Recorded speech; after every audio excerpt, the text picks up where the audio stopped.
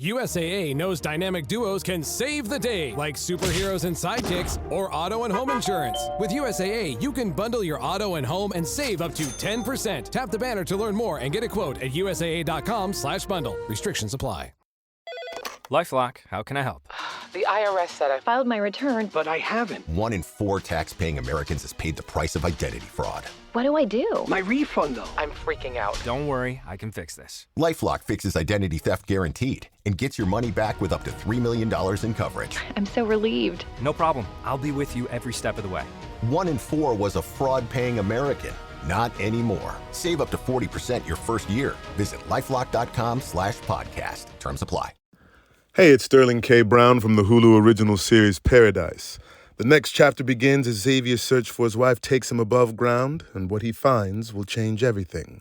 It was never just about the bunker. Tune in and discover the truth lies outside.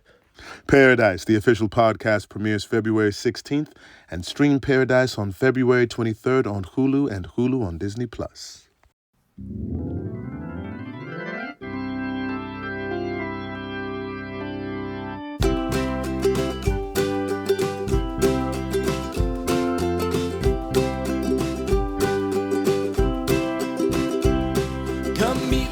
The Musial with Alan and Daniel. We'll talk about the Cardinals all night long. Everyone come gather round, listen to your favorite sound. We'll talk about the Cardinals all night long. We'll talk the games and all the rest, about the team that we love best. We'll talk about the Cardinals all night long. We're gonna talk about the Cardinals all night long.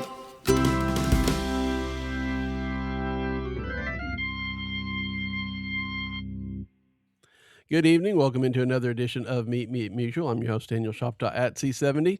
Alan Medlock's still out and about, but we have one of the legends of St. Louis media. It's Bernie Miklasz with us tonight. Bernie, how are you? I'm doing good. I'm doing even better now that we've connected again for our, I guess I'll call it our annual podcast, although I'd be happy to come on with you anytime. How you doing?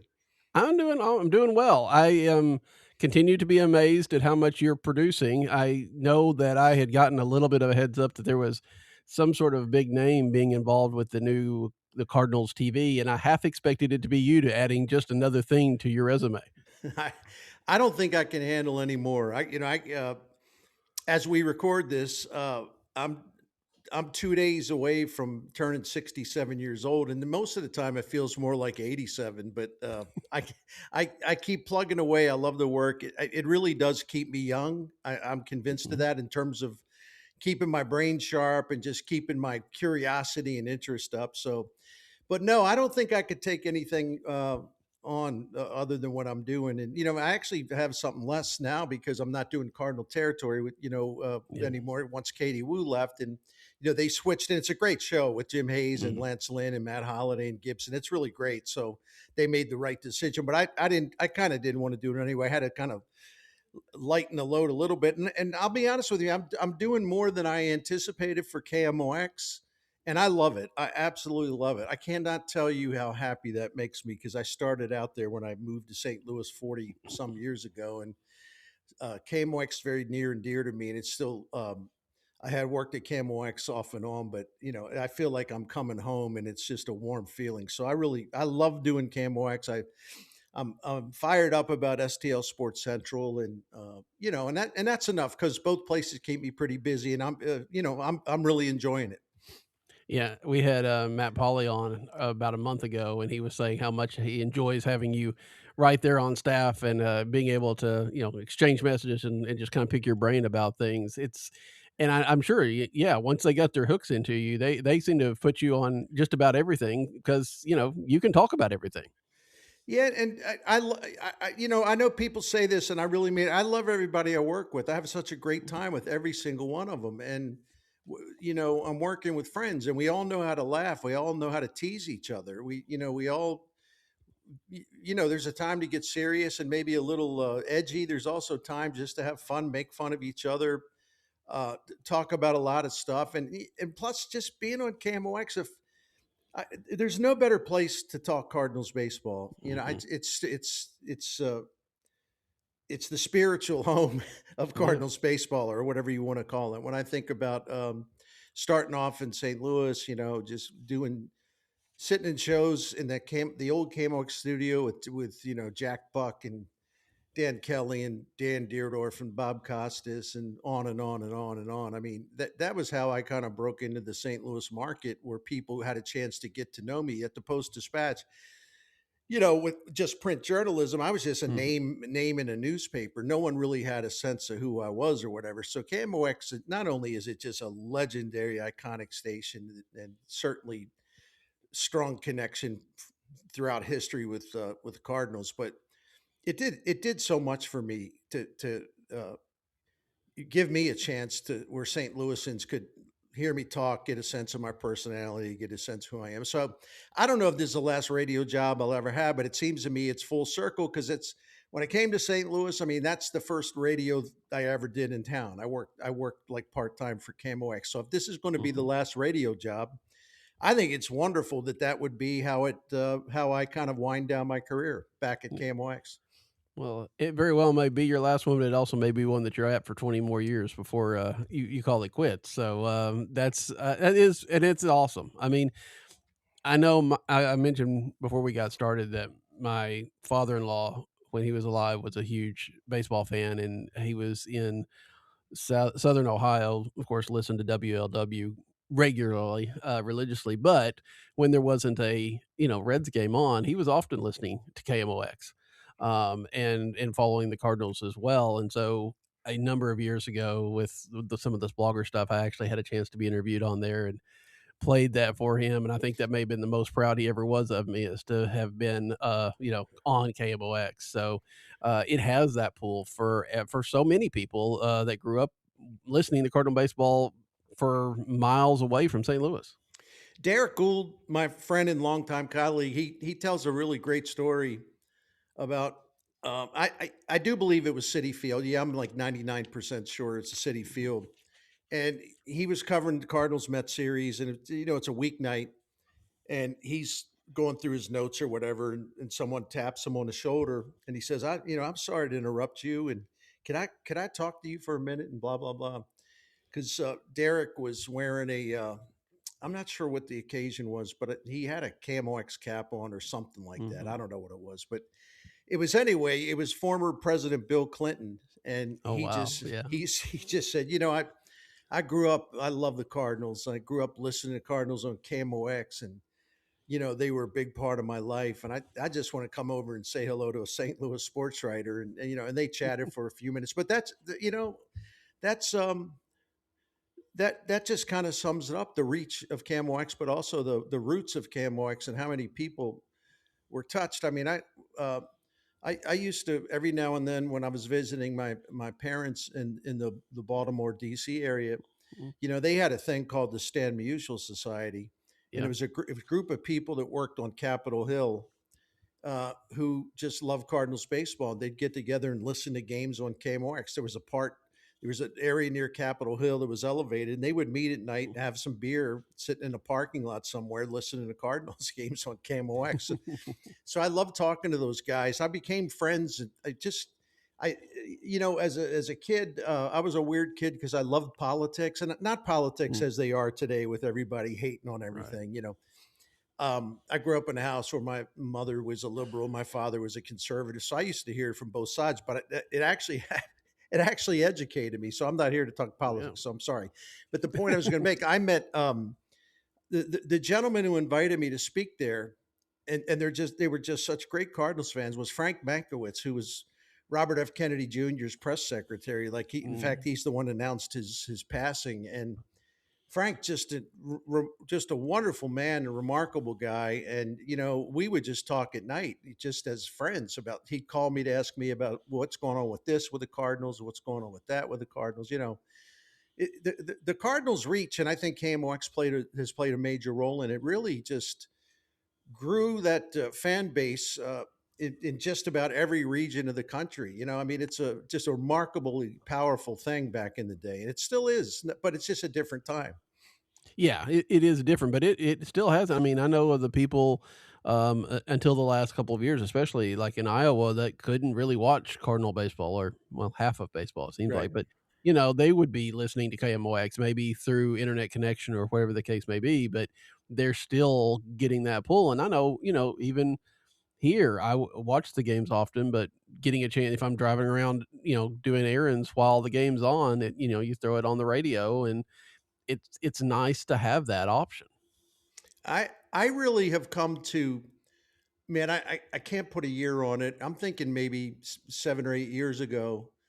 I went back, not every single night or day, obviously, but if I Mhm, would be making something outside, or I'd just be back when I would have a cigar. If I was out there having a cigar, I'd put the radio on, and I would love listening to the games on the radio. I found it incredibly relaxing compared to TV. And it's not that there's anything wrong with TV, but it's just a different thing. And and then when with MLB TV and radio, I would listen to games in other cities because mhm. I'd like to hear other broadcasters, and very very enjoyable, very very enjoyable. Yeah, it is, and radio has that. Of course, the radio has that pull on baseball from its history, and I think it still has that connection because of those kind of things. Even though, most every game is on some sort of broadcast now, I still think a lot of people have that, innate desire to hear the game on the radio. There's an easiness about it. Yeah, there's a lot of drop-in spots like, Mhm, go to go to Joe's Crab House or whatever. You've paid advertising, so there's a lot of stuff that they drop in, but there's also good conversation. You hear the sounds of the ballpark, which I think is another thing that's been lost a little bit. mhm. Just where two announcers are sitting there, and there'll be a few moments of silence, and that's the other thing of radio that I love. There's still moments, might be 10, 15 seconds before somebody talks, but during that time you can hear real time, totally natural sounds of the ballpark as if you were sitting there. You don't get that. You don't get that intimacy on TV. Hearing the soundtrack Mhm. of a stadium during a ball game. Yeah, I know I've seen people say that if they ever did have, an option where you could just put the game on and listen to the, that kind of sounds without any kind of announcers, there would probably be a huge demand for it because there is something appealing to, a murmur of a crowd or the crack of the bat or the pop of the mitt. You're right, you don't get a lot of that on television. And you can hear the vendors and Hmm. circling the ballpark, hollering out cold beer or whatever. That Yeah, man, that sound is something else. Little simple pleasures in life. You don't until I just started talking about it just now. I never realized how much I love that. Yeah. Those quiet moments where you can hear the natural, unaffected soundtrack, just like real people and real things happening, and with those voices or the sounds just kind of drifting through the air, coming through the radio right into your home. You feel like you're there. Yeah, yeah, it's incredible, and this is probably the best way to transition into a little bit of the media landscape of St. Sure. Louis has had so much transition over the last few months. We found out a little bit more about this week of who was going to be on TV and all that, but how is that, you are being part of the media, landscape, as it were, and been there for a long, long time. What has this off season been like for you seeing people come and people go? Well, it's a bunch of stuff. Number one, it just reminds me of what the business has become. The instability, and it used to be, and it still is in some places, but it's very isolated now. Where a Rick Hummel would go on the beat at the Post Dispatch, and that's all he ever wanted to do, and that's what Mhm, he loved, and he was great at it, and he would. In his case, he did that job almost literally to the moment he died. And yeah, the idea of Rick Hummel would have left the market to go somewhere else, or he would have given up, being a beat writer to go into TV or radio. It's just like unthinkable. You would just laugh at it because he was permanent, you know, and Hmm. um, this is where I get really sentimental. And I'm not. Listen. I'm 67, as I told you, and I'm proud of the fact that I have, very much evolved through the years. Like I try to keep up with everything. I try to, make sure that I can ply my trade in a way that can fit any kind of platform or format, right? So I try to keep Hmm. up with it. I don't like curse the fact that it's no longer the good old days, although obviously there's some things I miss. But I sometimes, and I think Daniel, because I've gotten older now, I think about, and I was thinking about this because you and I briefly, exchanged a couple text messages about it. Hmm. We might talk about the media landscape, and I started thinking about it, and there are times, man, where I really get sad. It's not. It's more than sentimental because I think about all the people that are missing, and I'm talking about just missing from this earth. Right. You know, Rick Hummel, Brian Burwell, Joe Strauss. These are just people that I worked with at the Post Dispatch, and a really big part of my life. I think about all these postseason games we covered together. Whether it be the Brad Lidge to the Pujols, the slider that that he massacres, or no matter what it might be. You just be sitting in the Dodger Stadium, you'd be sitting at Shea Stadium, you'd be sitting wherever the Cardinals were playing postseason ball, and they played a lot of it, as you know.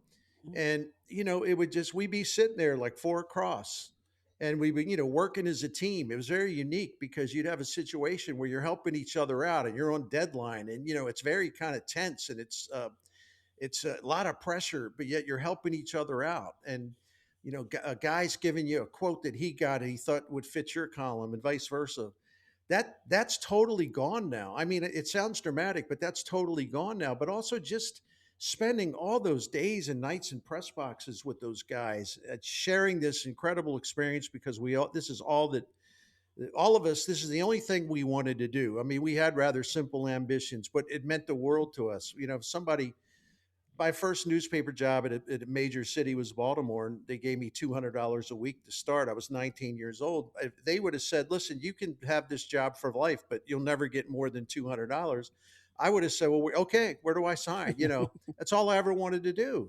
But I think about all the people that are gone. I think of just people that you come to know from being at the ballpark, or just me as a reader or a consumer, people that I've admired a little bit from afar. Like, in other words, I would never hang out, never had the chance really to hang out with John Denton. I'd see him here and there, but never got a chance to, which is my loss, to like really get to Hmm. know him.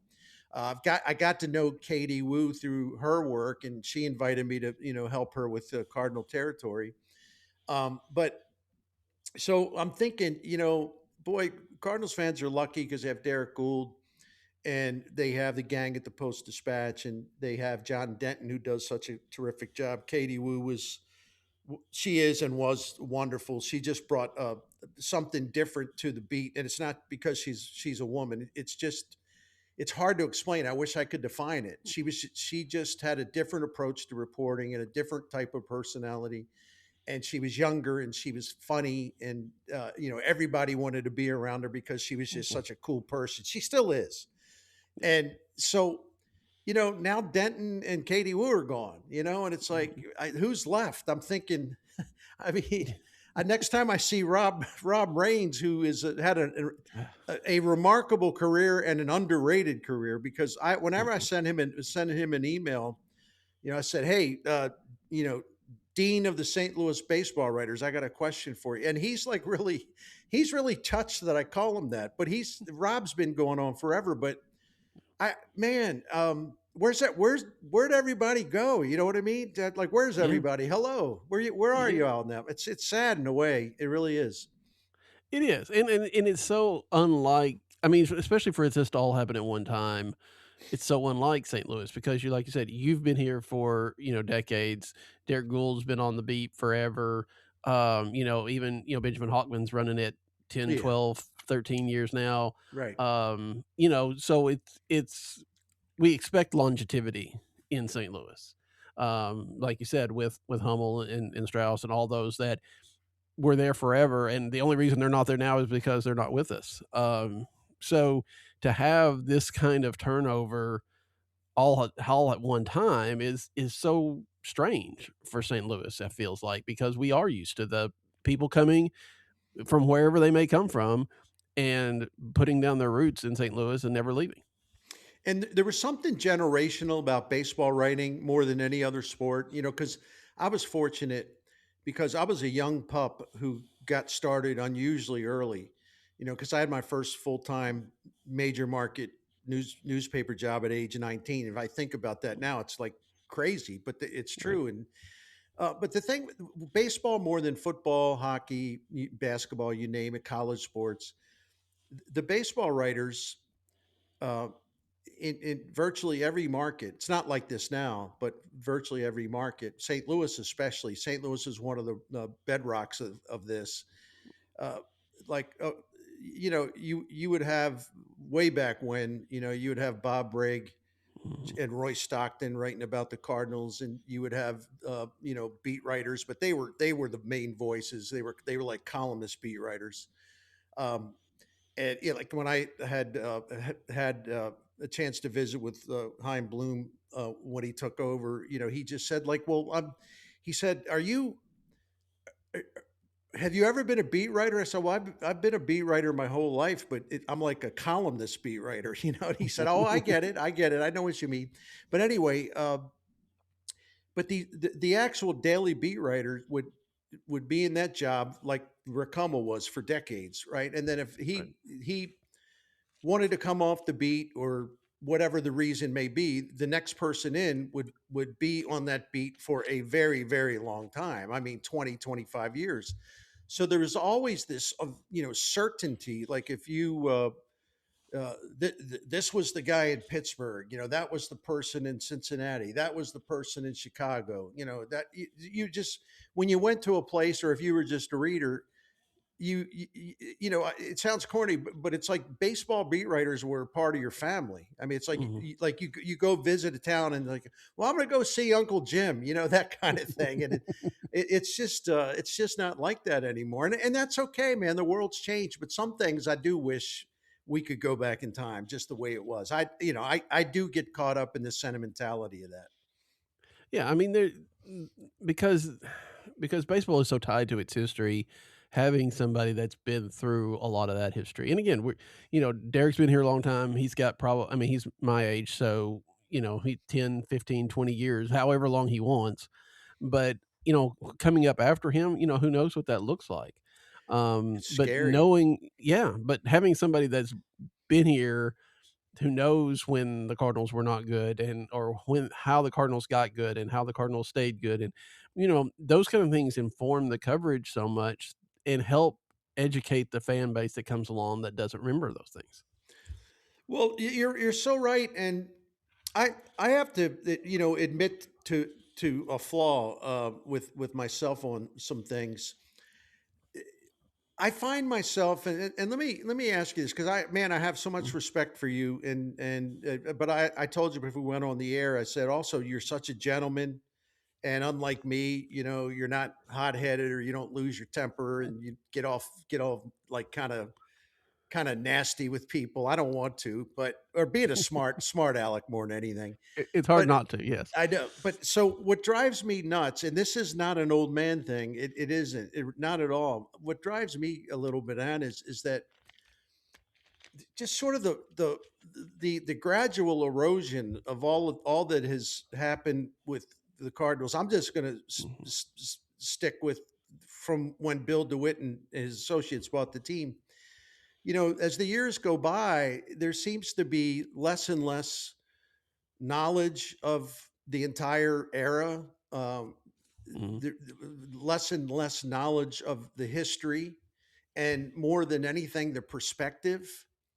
And it it really gets to me, and I shouldn't let it get to me, but it really, really gets to me. And it's not because I disagree with opinions or they disagree with me, but there's just this complete lack of knowledge of anything that came before them. And yeah, I know younger people weren't around for all that, but if you love the team, I know how I was when I was a kid, man. I wanted to know everything about the team. I Mhm. wanted to know the history. I wanted to kind of share that with my dad, know his history, because we both love the same team, but he could fill me in on what I missed. But now it's just, um, I've gone out of my way recently to talk and write about the full 30 years of the Cardinals under Bill DeWitt, because you got people out there screaming for him to sell the team and this and that and this and that. And listen, they screwed up. There's no question about it, and they know they Mhm. screwed up. But as I keep reminding people, from 1996 through 2022, the Cardinals were just a remarkably successful and consistent team with just this all-star galaxy of incredible players, and baseball Hall of Famers, Cardinals Hall of Famers, big names, MVPs, Cy Young Award winners, Gold Glove winners, Silver Slugger winners, just one star after another. And a team that for those first 27 years of his ownership, uh, really it was them and the Yankees and the Dodgers and the Braves. I mean, that was it. And you had a mid-market team that was playing up there, and really was the envy of most baseball markets. And if you think of all the winning they did for the first 27 years, granted, the last 3 seasons have been very difficult. It's been frustrating, and I was disappointed that the DeWitts kind of stuck with John Mozeliak for too long, but also just kind of let this thing slide. It didn't have to slide, but I also know in sports it's inevitable that you will have dynasties that all of a sudden you look up and it's like, well, what happened? Listen, I moved, I went to Dallas for a year and a half to cover the Dallas Cowboys for the Dallas Morning News, and I got Mhm. there just as the Dallas Cowboys dynasty was crumbling. In fact, I covered Tom Landry's final season, and I covered Jerry Jones taking over. And the only reason I bring that up is because there was a time where, obviously with the Cowboys, where it was unthinkable that they could ever be bad, or Right. that Tom Landry and all that they built there, that all of a sudden that would just completely fall apart. And they're 3-13, and I would co-host a show on KRLD in Dallas on Monday nights, the beat writer show, and we'd have people calling us saying, they got to fire Tom Landry. Tom Landry's got to go. And I'm going to use the word again. It was like unthinkable, that it could ever come to that. But the thing of it is, if you look at every great franchise in sports that has had a spectacular run, a lasting run, every single one of them at some point they run out of gas, and it gets kind of ugly, and all of a sudden it's like, whoa, what this isn't supposed to happen. Mhm. And the Cardinals and their fans are in that same spot now. It does remind me of like Tom Landry's last days in Dallas. It's a similar feel. But my point for bringing it up, and I try to bring this up, and people don't want to hear about it, is like, listen, to think that the Cardinals, for as great as they were, for as long as they were, it's really naive to think that that's going to last forever and there'll never be a downturn, or even to the point where, well, we just got to rebuild now because we just let this thing slide too far. So that kind of thing frustrates me. There just kind of a lack of historical perspective, and but then again, am I being unfair to expect other people to kind of appreciate the past as much as I do? I don't know, man. I just think I I don't want to hear like sell the team Mhm. when 27 of the 30 years have been amazing. I just I don't understand I don't understand the mindset. Well, and then I mean, and again, there is a generation of Cardinal fans that grew up under this and know nothing but success. And I know we throw that, older spoiled thing around. And I don't really think that's necessarily true. But there is a lack of remembrance of the last few years that the brewery owned them from, 90 to 95 wasn't much fun. No. And but a lot of people don't. I mean, there obviously are longtime people that do, but there is, that's been 30 plus years ago. There's a whole nother generation of people that have come up loving this game, and they just don't know it from personal experience. And so sometimes that's, even if you read the histories, sometimes you just got to experience it to realize, how good you actually did have it. You don't necessarily know the good old days until they're gone. Right. And I don't. The one thing that I want to make clear is like I I, I don't. I would expect Cardinals fans to be disappointed where the way this has turned. Mhm. I wouldn't expect them to like it. I wouldn't expect them to appreciate it. I wouldn't expect them to just, you know, when this team sort became so bad, so stuck in the middle, so uninteresting that it's like you don't. There's no medicine to where you can, you know, some potion you can take and it makes you just remember, Albert Pujols and Yadier Molina and Chris Carpenter and Jim Edmonds and all those guys. Like in other words, you can't sort of transport your mind to the past. I mean, your emotions are dealing with what the Cardinals are now, and I totally get that. But I just think there's a limitation to you know making it more than it is. And telling people to sell the team and all this other stuff. I mean, it doesn't have to be that way either. No, not at all. And I mean, again, if you're selling the team, you don't know who's going to buy them, right? I mean, I mean, Yeah. I think the DeWitts are in the top, at least the top half, probably the top third of ownership around baseball, just because they care about their team. They may not do things the way I'd like them to do them, and they may not spend the money the way I'd like them to spend it, but I don't ever really question the fact that they do want to win and they want to see a successful product. And I don't know that you can say that about everybody else. Yeah, and if I could add to your point, I think you'll appreciate this. Uh, when the Rams moved here, I got to know Georgia Frontier very, very well, and I Mhm. liked her. I surprised how much I liked her. And then she told me, why she wanted to have Stan Kroenke as a minority owner, and I remember, and I hate to sound like this guy that's dropping names. That's not my intention. But you've been around long enough, you know these people. That's Right. fair. And so I remember, in fact, it was one of the it was a Rams trip to New Orleans. I forget the year, and it just so happened that I was actually at dinner with Georgia and Stan Kroenke. And Georgia was talking about, she was like the hostess, and she was talking about, I wouldn't have come here without Stan. And I said, I know, you told me that. And he's local, he loves Missouri, he loves St. Louis, and she said, I tell myself I'm going to live forever, so this is irrelevant because I'm going to live forever. But Stan,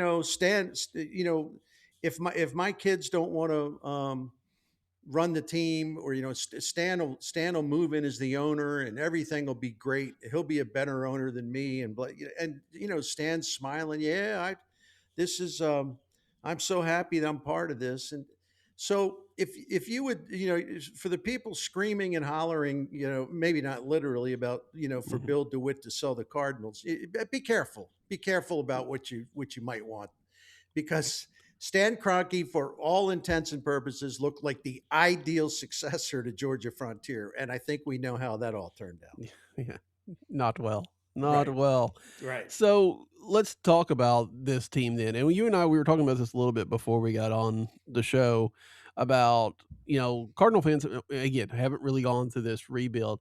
But even when you look back at the 90s or even probably the 70s, which is before my time, but I've read about the approach, the whole vibe, I guess, if you want to use that, around this kind of team is totally different than those two times. It is, and I really like it, and I try to put a column together today that would explain the way I feel. And one of the things I said is like, listen, we really know that the Cardinals screwed things up, right? Just like Mhm. Anheuser Busch screwed things up. That's the thing. There's always these cycles that somebody screws up something good, and then you almost have to dig out, right?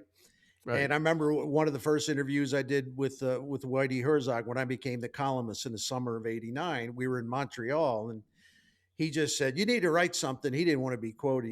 He says they're killing the Mhm. golden goose. They're killing the golden goose. We had such a great thing going, and now fighting with all these brewery guys all the time. They're killing the golden goose. You got to write that column. So anyway, I laid that as kind of a foundation thing.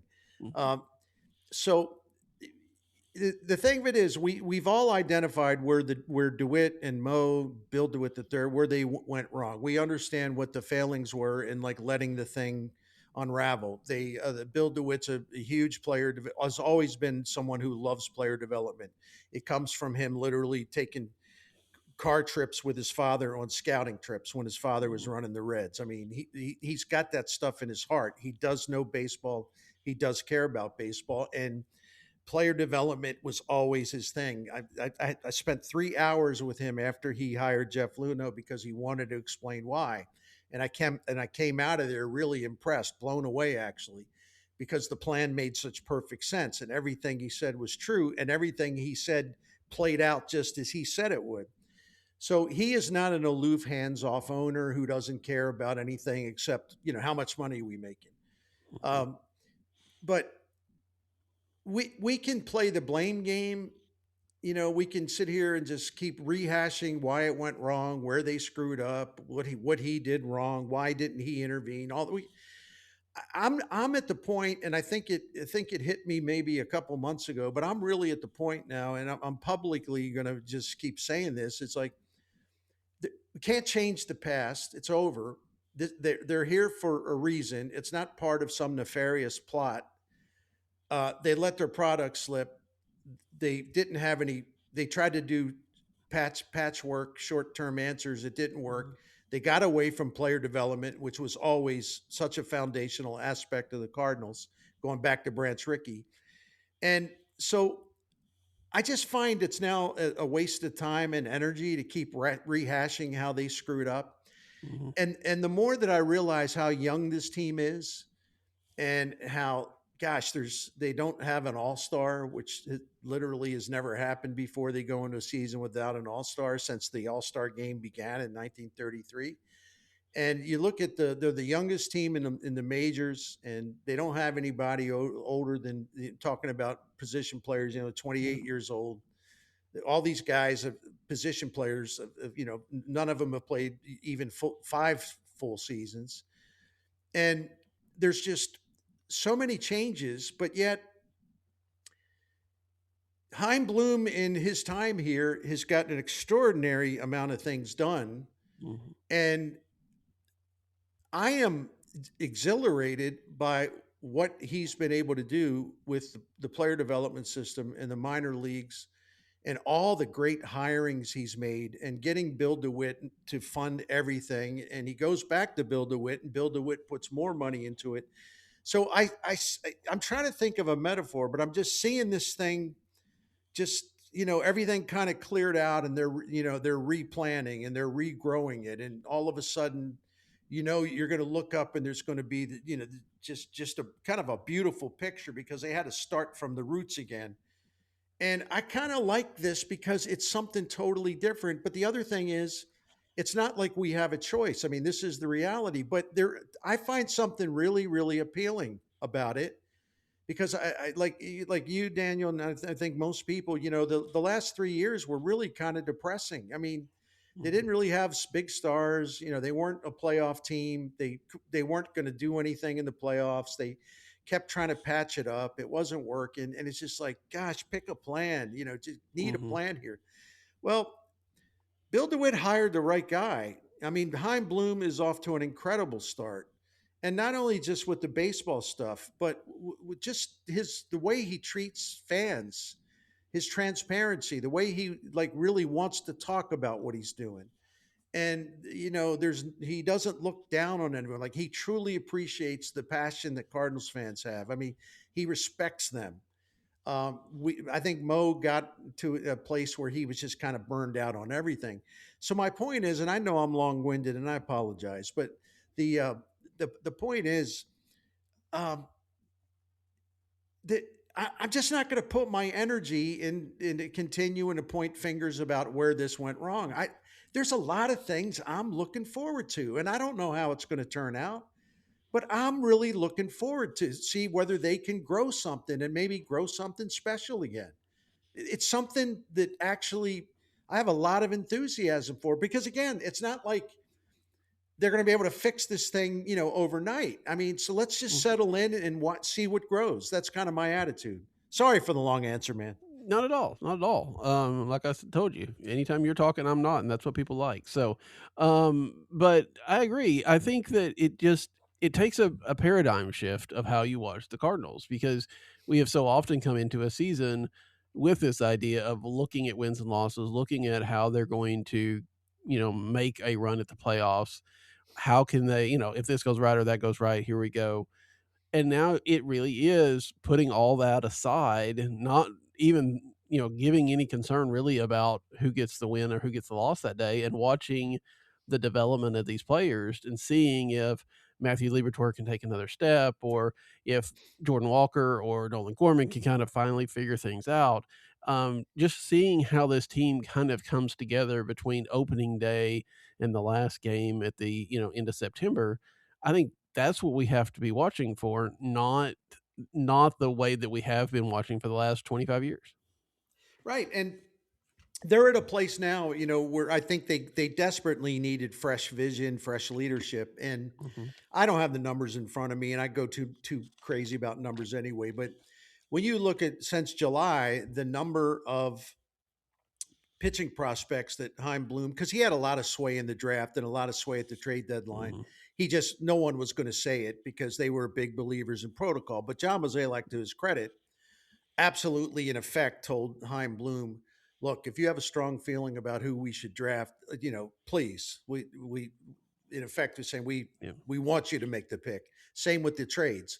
So all the players that they've brought in for July, I mean, the volume of new players, talking about prospects, and the volume of pitching in particular, and it's just a really impressive bit of work, and it sort of whets your appetite for, it's like, well, wait a minute, if a guy can get out there and identify all this young pitching talent, and he can get so much of it, because the more you get, the more of those, the more shot you have that those pitchers will turn into something. If you have 20 of them, you may get 6 of them that are really good, maybe a couple really special.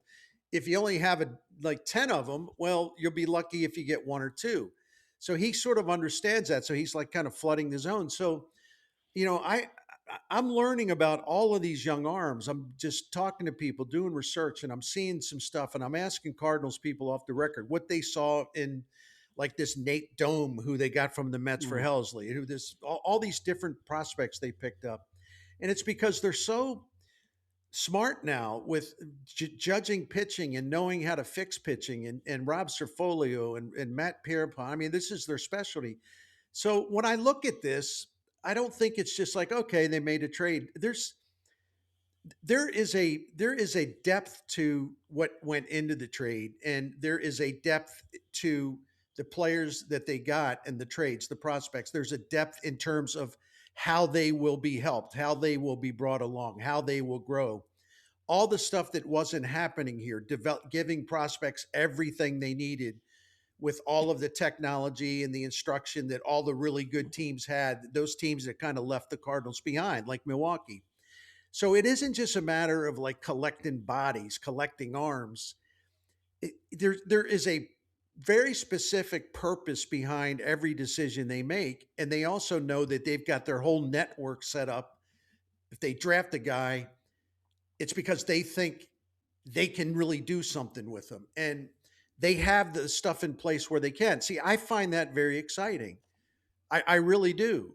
And I really hope Cardinals fans kind of get into that a little bit, because if you monitor what's going on, you'll understand. I mean, they'll understand that it's not just, well, these guys are new and this is pretty cool. I mean, these guys are maniacs. I mean, they are just so determined to catch up and to get the Cardinals back on top. And the staff that this guy put together is just remarkable. It really, really is. Now, am I saying they're going to win 3? No, I'm not making any prediction. I'm just saying they're going about it the right way. And I find that to be really fresh and new, and certainly better than, kind of what's been going on around here really for quite a while now, but the last 3 years in particular. And speaking of talking about the trades, I think for the most part, all the trades this offseason, everybody was kind of on board with. Everybody kind of understood, and for the most part, everybody appreciated what was brought in. The trade this week was a little bit more, I don't want to say controversial, but it was a little bit more of a head scratcher. And I know you put up a video, I haven't had a chance to watch it, about explaining this, but when you look at Soriano for Granillo, where do you think the Cardinals are looking there? Well, it, my my instincts on it were, I'm not saying this to like pat Mhm. myself on the back, but I'm just giving you the background. My instincts, because I think I have a really good read on Chaim Bloom and Serfolio and those guys. When there's a move made, I immediately go into the like the reflex response of like, oh, okay, I get it. I know why they want. I know why they're doing this because I know what they're thinking. Because Chaim Bloom's spent a lot of time explaining to me what his philosophy is and what they're going to try to do, and why they're going to do certain things. So he filled in the blanks earlier this week. I think it was yesterday, where the media gathering down in Jupiter, they explained that they have had their eye on Soriano for a very long time, Mhm. and that basically he said all of our guys have just studied him and looked at him, and the feedback that I got was that they would really like to get their hands on him because they think he could be something really really terrific. They have great ideas about what they can do with him to get him to realize his potential. And they had put waiver claims on him several times, but they never won the waiver claim because there were teams with a lesser record last year who were able to claim him ahead of the Cardinals. So this time they just said, "Well, what the heck? We really want this guy. Gosh, we keep putting in waiver claims. Let's just go get him." So that's why they made the trade.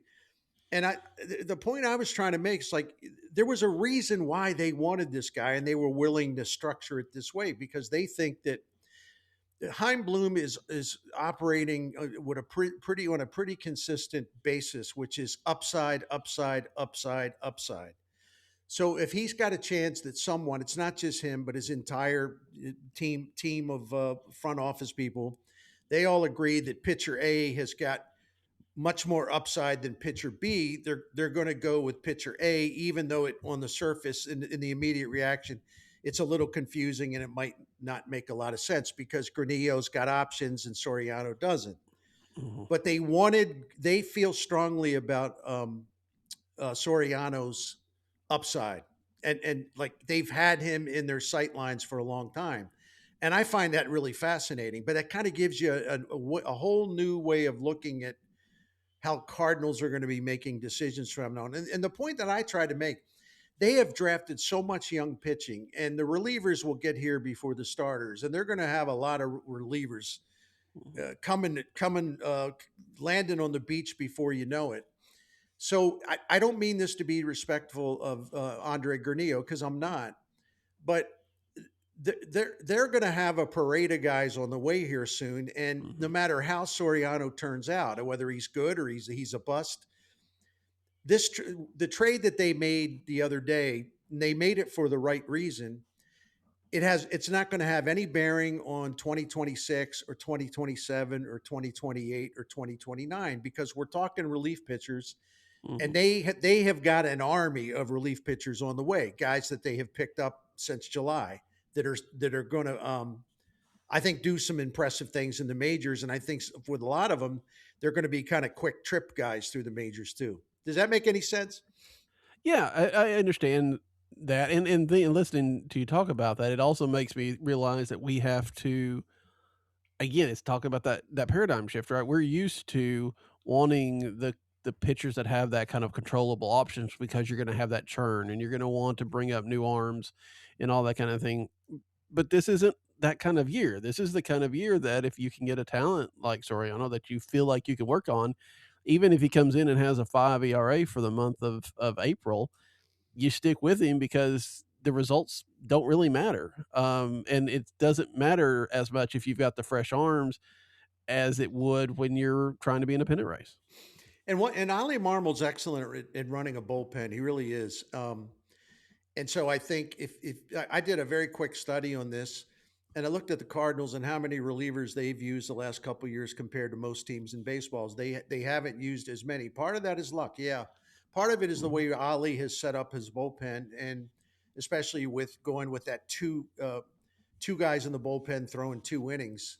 Last year was Leahy and Swanson. It worked beautifully because it meant that one of those guys would almost always be available to pitch 2 innings, which means other relievers, he didn't have to kind of throw to the wolves, or he could pick his spots better. He could be more selective because he knew he had a guy down there that could cover 2 innings, which is a big thing if you think about it. Mhm. And so they haven't had to use as many relievers as other teams, which I think is which to me is also a factor in their thinking even this year about maybe a guy like Granillo, who would have been in the mix somehow. I don't know how often, but they think they've got it covered, and they also know that they got a bunch of other guys. So a year from now, maybe 2020, maybe later in 2026, some of these guys are going to start to show up. So they felt like they were really covered with pitching, and they're going to have enough relievers. And I just they also look at specific traits. They may not look at the guy or how hard he throws. Like, the one thing I know that they love about Soriano is that he's got something that nobody down there has, which is can throw 95. He's got a really good slider, but what he has that Granillo doesn't have, and a lot of their other young pitchers don't have, he has got a terrific off-speed pitch. He's got a terrific changeup, and that changeup, the numbers that left-handed hitters had against it is kind of misleading.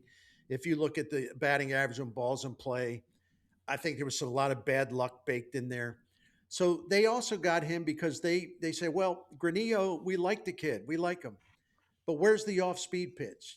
Mhm. Where's the changeup? What is he going to do to get left-handers off his fastball, left-handed hitters? And these are all, see, it's not like I can step into the mind of Chaim Bloom, but I already have a great idea of the way he thinks. Not on everything, but I'm learning step by step how he thinks and how he sees things. It's been remarkable to see, it kind of goes back to a little bit what you were saying earlier, where how quickly he's had a chance to transform this club, not only, as you said, with the talent that he's brought in, but the ability to overhaul the minor leagues and the development as they were. What is it? Do you think? I mean, you've said Bill DeWitt is a development guy, which he is. But what do you think it was about Heim that just kind of clicked with Bill about and just kind of let him know this is the right guy to do this?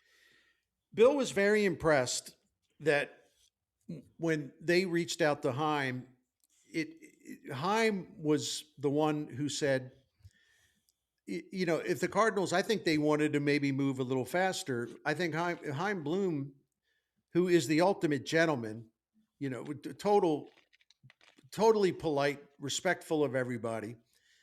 Chaim Bloom told him, he said, Bill, if I'm going to think about coming here, and if I think this would be an incredible job, and Chaim Bloom's a historian. He loves baseball history, and he said, I can't tell you how much I revere Cardinals history going way, way back. I've studied it. I think you got some of the most iconic baseball men ever in the history of the game, talking about front office types. He said, but I can't take this job unless I know exactly what exists now, the mistakes that have been made, where you all went wrong. Do you have enough people?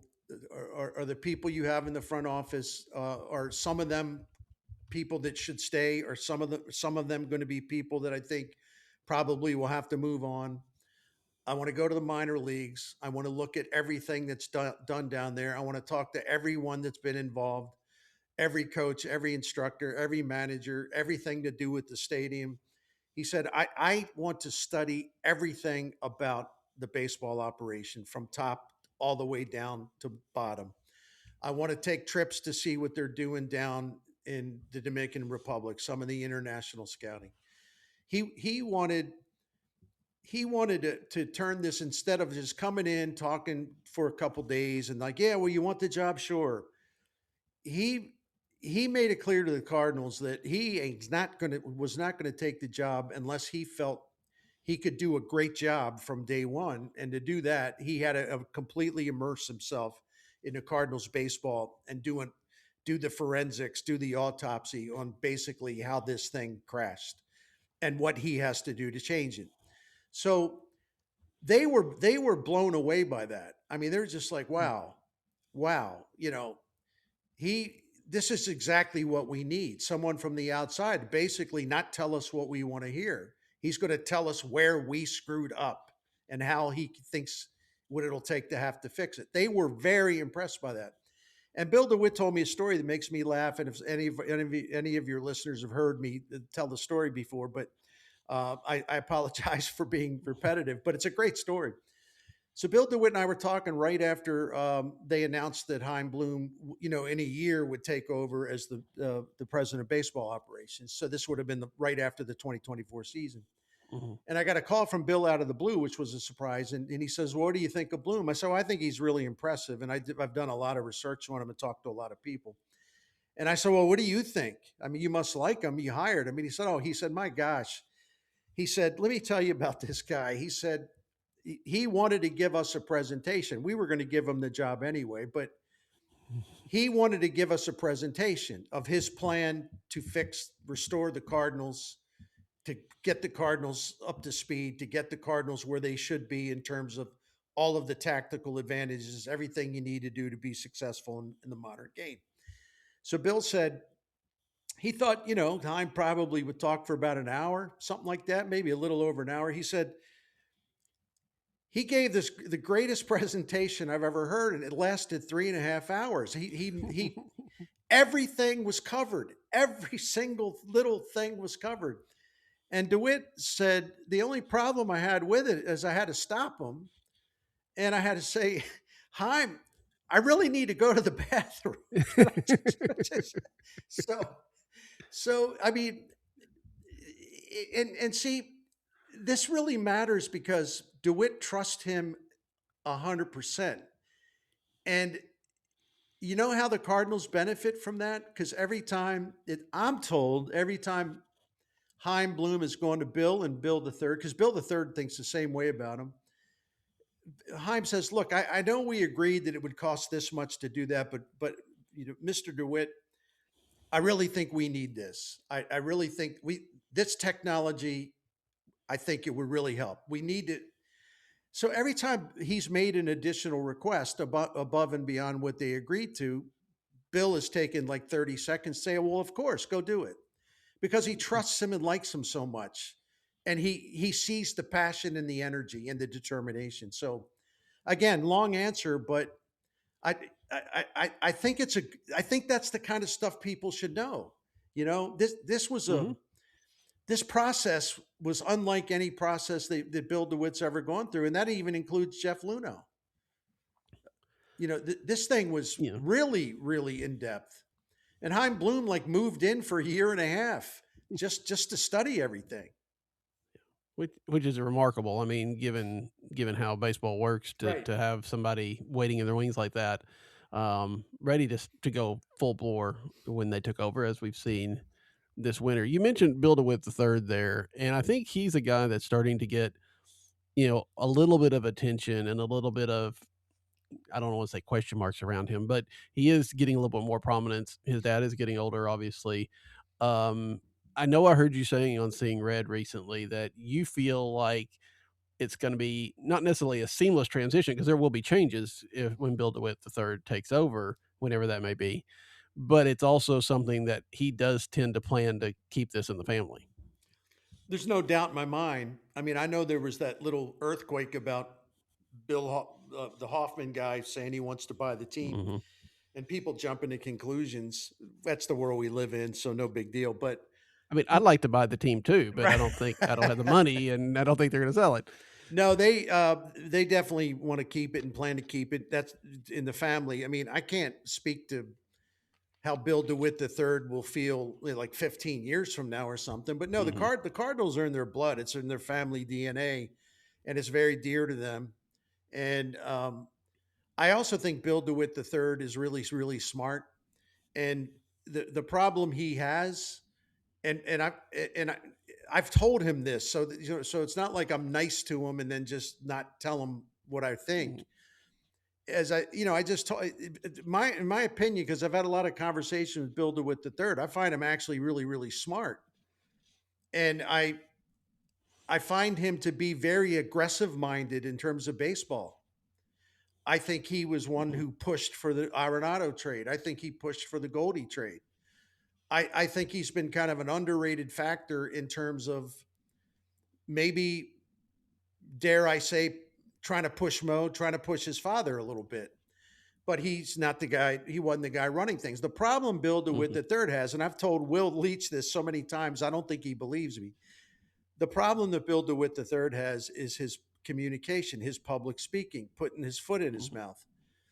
And I was with him not long ago. We were talking about certain things, and I said, he even acknowledged. He said, "Listen, I know I got to get better talking to fans, and I'm trying. I know I got to get better." And I said, "Listen, man, just you know, you'll be fine. The conversations we have, I always come away thinking that guy's got it figured out. But yeah, it ain't easy to talk to media with and explain yourself without maybe stumbling or saying the wrong thing, even though you didn't mean to say it or whatever. Or I said that time you laughed in the radio interview. I said, come on, man, you know better than that, but you'll be okay. And so I think he's learned that part, or he's learning that part. But yeah, he makes a bad impression. But I'm saying that that's fixable too, because I know him well enough to believe that. Yeah, I mean, and the blogger day that they've had in St. Louis the last 15 years now, he has been a part of it a number of times, not recently, but a number of times. And in those discussions, yeah, he's always been pretty pretty intelligent and not as stumbling around perhaps as he might be on the radio, where he may feel a little bit more adversarial. Yeah, I think I've wanted to have him on the show. I haven't actually been able to make it into that, just because my father is about the same age as his father, and I work with my father. I thought there was some connections there, and I think I mean, it's just got to be very interesting dynamic, following in your father's footsteps on a platform like that. Exactly. And the thing about Bill DeWitt the third that if I listen, man, I'm not trying to sound like his PR man. I'm really not. But the one thing I would tell people who have their doubts, and by the way, those doubts are justified, because it's not like he's been front and center, and he does put his foot in his mouth. But I would just point to a few things. Without Bill DeWitt the third, there's no Cardinals Hall of Fame. He has done an amazing job of making sure that they're honoring their history, and he's not doing it to make money. I mean, he really cares. Like he's like driven to get as many Cardinals artifacts and things from their history as he can. And he understands the richness of the history and what it means and what it should always mean, and it should never be taken for granted. So when it comes to loving the Cardinals and also understanding what the Cardinals are to generations of fans, he's a true believer. He gets it. And that's why I always cringe when I see those two now, abruptly kind of dismissed in the social media circle of just being, no, all they care about is business. Well, first of all, if you own a business, yeah, you're going to care a lot about business. I mean, it's not it doesn't make you evil, I don't think. So and I always, the other one I always like is all they care about is real estate and Ballpark Village. Well, even if that was true, well, isn't it in their best? Doesn't Ballpark Village become more profitable based on how the team's doing on the field and how many people are showing up at the ballpark? So some of the things they're accused of is completely contradictory to the situation they're in now. If they cared so much about Ballpark Village, if anything, they would have been more attentive to making sure the baseball team stayed strong, right? Yeah, yeah, yeah. So It makes lots of sense. Speaking of the Hall of Fame, am I right? You're on the Red Ribbon Committee I for the am. Cardinals Hall of Fame. Yeah, I am. What's that experience like for you? I mean, it's got to be an amazing time. I know that I'm sure there's some back and forth and all that, but there's probably a lot of Cardinal stories get told in that room.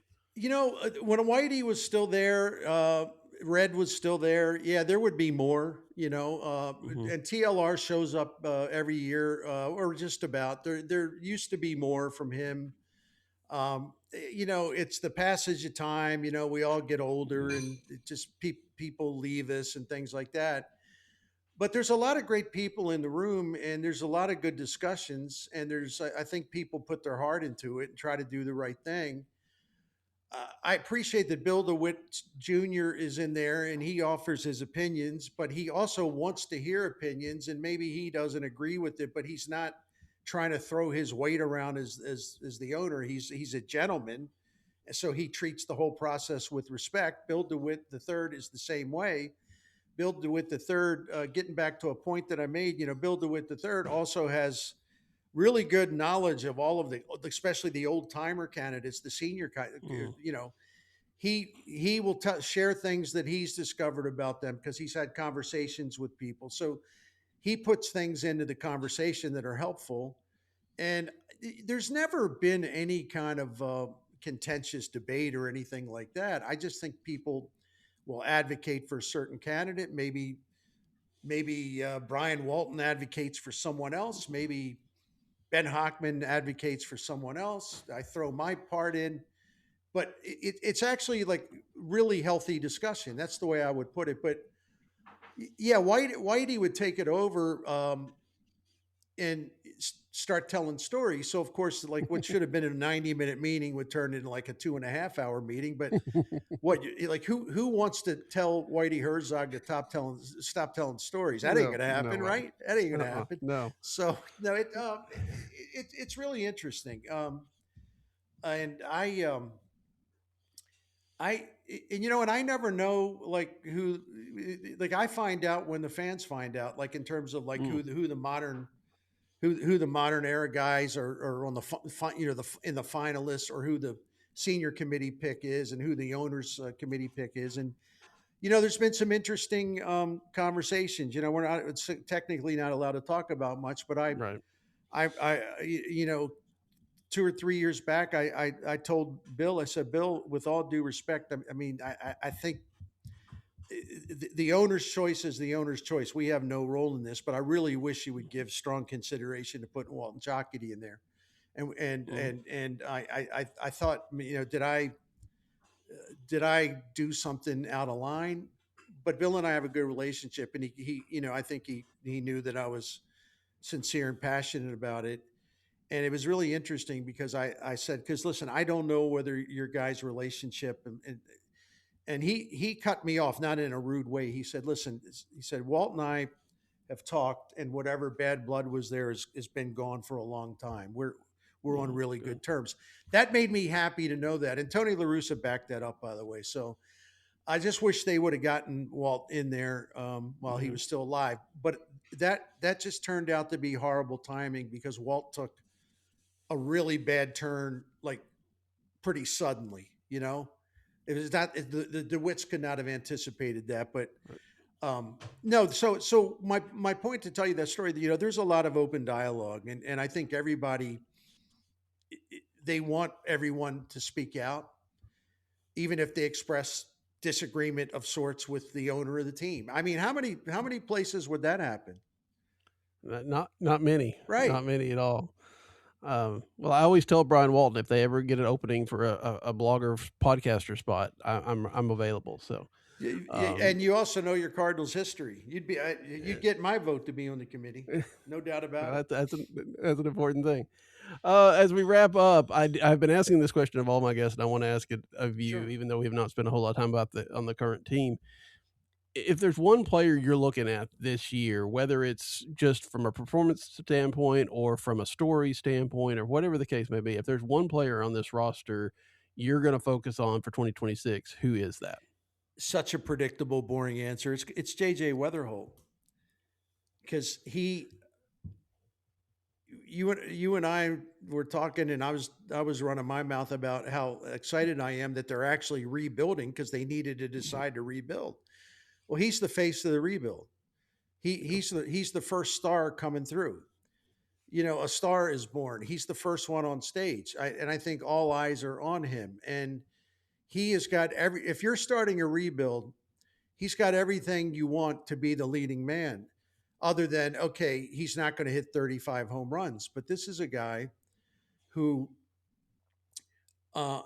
has remarkable plate discipline and plate judgment, as far as knowing balls and strike zone. He doesn't chase. He makes pitchers throw to him.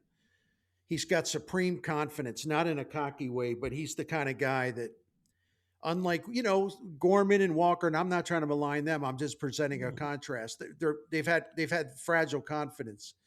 JJ Wetherholt's the kind of guy that he can go 1 for 12 and like maybe strike out 3 or 4 times. He doesn't even remember it happened. He's back at it the next day. He's got the perfect attitude about he really goes to the plate. I alluded to him as that he's got a lot of Bryce Harper in him. And some people didn't understand what I was talking about. They took that as a bad thing. It's a great thing. My point is that he is so talented and he knows he's talented. And because of that, and he also knows what he needs to fix. He doesn't need a coach. He can fix himself. No one knows his swing or his mind the way he does.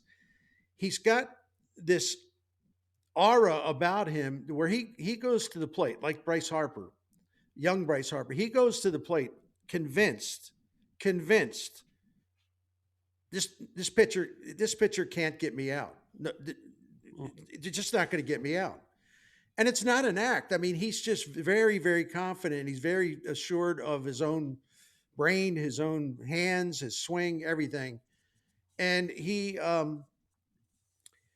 the Cardinals don't have a personality like that. And it's not a forced personality. It's a natural magnetism. It's a natural charisma. The Cardinals, too many of their young guys have come up and they lack confidence and things go bad and they fall apart. This kid is the exact opposite of that. And I've also said, in my opinion, because everyone worries about, well, who's going to be the team leader? He's going to be the team leader. It's already started. I've been hearing stories about what he's doing in the off season, like going out of his way to call his teammates and talk about, we got to do this, we got to do that. With this, hey man, we can shut everybody up. I've seen your swing. You're good. He's already starting this process to where, somebody's got to take charge of this. And I want to help everybody. And come on, let's go. This is our time. Let's go. So when people say like, well, who, I don't think there's a leader that he's going to be a terrific leader. Mason Wynn is too. The Cardinals are in good shape when it comes to that. So Wetherholt to me is the entire package, and he plays a style of baseball that St. Louis has always loved. That's the other thing. Smart, hit well with 2 strikes, hit to the opposite field, use the whole ballpark, line drive. Everybody here loves that style of ball, right? Yeah. So yeah, I mean, anytime you can harken back to those, the '80s teams, you're always doing pretty well, and that's a little bit of that, right? I mean, Right. being able to hit the ball around and, not necessarily hit it over the wall. I agree. I think the up the middle of Wynn and Weatherholt is going to be so much fun this year. Yeah, and Danny Wexelman, native St. Louis, and I'm so glad she's coming back to work for Cardinals TV, native St. Louis, and grew up loving the Cardinals. Her and her late dad, they'd go to the ballpark all the time. It's just, she is a terrific human being and so happy she's coming home to do the Cardinals. I asked her on KMOX the other day because I said, you were down because she was doing some Cardinals minor league stuff too. And she volunteered. She said, JJ's going to be a leader. And I like smiling because I felt like saying, that's what I've been trying to tell everybody. She said, because I watched him down there and all the other guys on that team, when he was in Double-A and then when he moved up to Memphis, every guy on that team flocked around him. They wanted to be around him. They wanted to talk to him. He would go seek them out. And she just said, it's really, really kind of remarkable to just see how that was playing out. And so that was just confirmation of what I already believed, right? Yeah. So that's that's why he's going to be great to watch. It's just not the performance in the batter's box or in the infield. It's him in a way taking ownership of this team. Hey boys, this is our time. Let's go. And those are the kind of things we've got to look at this year. This Right. is, again, we've got to watch this game differently than we have over the last few decades. All right, Bernie, it has been a blast as always to have you on. I think we could probably go another hour and a half, but I don't want to take up all of your evening. So I appreciate it, and I Yep. look forward to having you back on later on. No, and I apologize for being long-winded, but Not at all. you're very gracious. And listen, I think I told you this last year. If you ever want me to come on anytime, you just ask. I mean, you don't have to So I don't want to bother them. I only do once a year. No. If you need me, just call. Just get in touch. I love talking to you, man. I really do.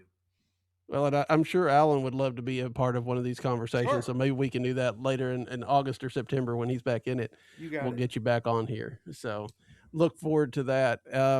Next week, the man we've mentioned a couple of times, Brian Walton, will be joining us to talk about prospects and all that kind of stuff. But until then, for Bernie, I'm Daniel. Good night. 0-1 to Poole. In the air, left field, and Pujols has given St. Louis the lead. A dramatic, towering 3-run home run.